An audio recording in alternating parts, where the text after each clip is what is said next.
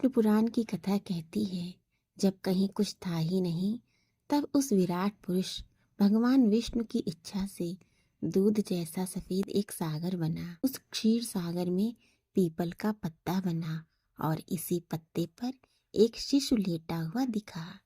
यह शिशु अपनी ही इच्छा से विकसित होता गया और पूर्ण पुरुष बन गया। उसके 4 हाथ थे और सिर पर नागों की छाया थी। उस विराट पुरुष ने आंखें खोली तो नेत्रों से निकला प्रकाश सूर्य बन गया। मन से बना चंद्रमा, कानों से ध्वनि और उसकी सांस लेने की इच्छा के कारण ही ब्रह्मांड प्राण वायु से भर गया।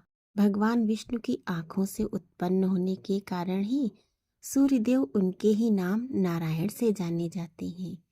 इसीलिए संसार में उन्हें सूर्य नारायण कहा जाता है। यह भी कहते हैं कि सूर्य को नमस्कार करना, उसकी पूजा करना भगवान विष्णु की ही पूजा उपासना है। सूर्य देवता सभी देवताओं के रक्षक हैं। एक बार देवों और असुरों की लड़ाई हो गई। दैत्य जीत गए और देवताओं को भागना पड़ा। तब सभी देवता अपनी माँ अदिति के पास गए। अदिति ने उनकी परेशानी सुनी तो वह सूर्य की उपासना करने लगी। सूर्यदेव प्रकट हुए। तब अदिति ने उनसे पुत्र रूप में जन्म लेने का वरदान मांगा। सूर्य ने उन्हें अपनी माँ बनने का वरदान दे दिया। अदिति के बेटे के रूप में जन्म लेने के कारण सूर्य का एक नाम आदित्य भी है। जब अदिति ने सूर्य उपासना करके सूर्य को गर्भ में धारण कर लिया तो वह हर दिन सूर्यदेव की उपासना में कठिन व्रत करने लगी। एक दिन अदिति के पति कश्यप ऋषि ने उन्हें समझाते हुए कहा, इतने कठिन व्रत अनुष्ठान गर्भस्थ शिशु के लिए ठीक नहीं है। ऐसे में अदिति ने अंड रूप में गर्भ में पल रहे शिशु को योग बल से बाहर निकाला। वह एक दहकते सुनहरे आग के पिंड के रूप में जन्मे और जब वह जन्मे तो संसार प्रकाश से भर गया। तेज पिंड से डरकर दैत्य भाग खड़े हुए और स्वर्ग पर देवताओं का अधिकार हो गया। सूर्य अपने इसी अंडज रूप में आकाश में स्थापित हो गए, जिनका दर्शन हमें हर रोज होता है। सूर्यदेव की एक अत्यंत मंगलकारी कथा है। शिव और सूर्य के युद्ध की पुराण कथाओं में वर्णन है। एक बार सूर्यदेव और शिव में भयंकर युद्ध हुआ। इस युद्ध की वजह बना था रावण का नाना सुमाली। एक बार माली सुमाली ने भगवान शिव से रक्षा और खुद पर उनकी कृपा बनी रहने का वरदान मांग लिया।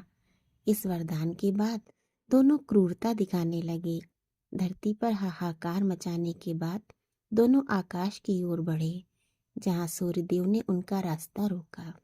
इस पर दोनों सूर्य से ही युद्ध करने लगे। सूर्य के अमोघ अस्त्रों के आगे उनकी एक न चली तो उन्होंने वरदान के तहत महादेव को पुकारा। वरदान में बंधे शिव को आना पड़ा। इस तरह सूर्य और शिव आमने सामने हो गए। शिव को रोकना असंभव था और अगर ना रोका तो माली सुमाली आकाश की ओर बढ़ सकते थे। इसलिए सूर्यदेव को भगवान शिव से युद्ध का निर्णय लेना पड़ा। माली सुमाली पर हुए सूर्य के प्रहार को रोकने के लिए शिव ने उन पर त्रिशूल चला दिया। इससे सूर्य चेतनाहीन हो गए और उनके 3 टुकड़े हो गए। पहला टुकड़ा जहाँ गिरा वहाँ आज कोणार्क सूर्य मंदिर है।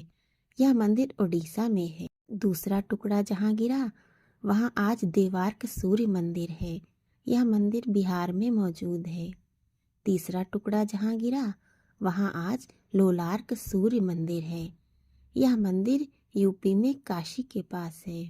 सूर्य के चेतनाहीन होने से उनके पिता कश्यप क्रोधित हो गए और उन्होंने महादेव शिव को श्राप दिया कि जिस तरह आपने मेरे पुत्र पर त्रिशूल प्रहार किया है, ठीक इसी तरह एक दिन आपको अपने पुत्र पर त्रिशूल चलाना होगा।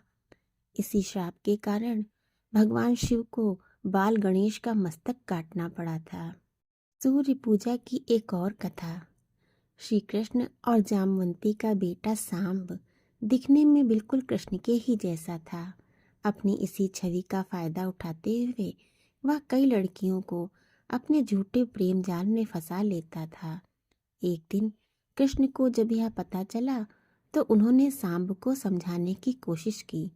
सांब नहीं माना तो गुस्साए कृष्ण ने उसे कोढ़ी होने का श्राप दे दिया। श्राप मिलने के बाद सांब ने माफी मांगी। तब कृष्ण ने उसे सूर्य की तपस्या की राह दिखाई।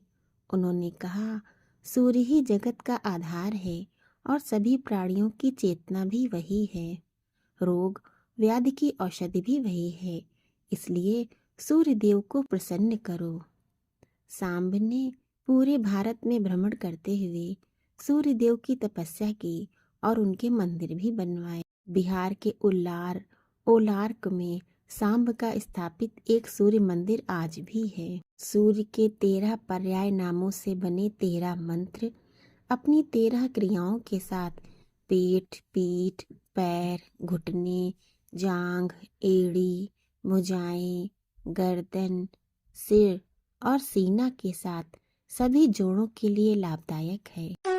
ओम मित्राय नमः, ओम रवि नमः, ओम सूर्याय नमः, ओम भानुवे नमः, ओम खगाय नमः, ओम पूष्णे नमः, ओम हिरण्यगर्भाय नमः, ओम मरीचिये नमः, ओम आदित्याय नमः, ओम सवित्रे नमः, ओम अर्काय नमः, ओम भास्कराय नमः, ओम श्री सवित्रे सूर्य नारायणाय नमः।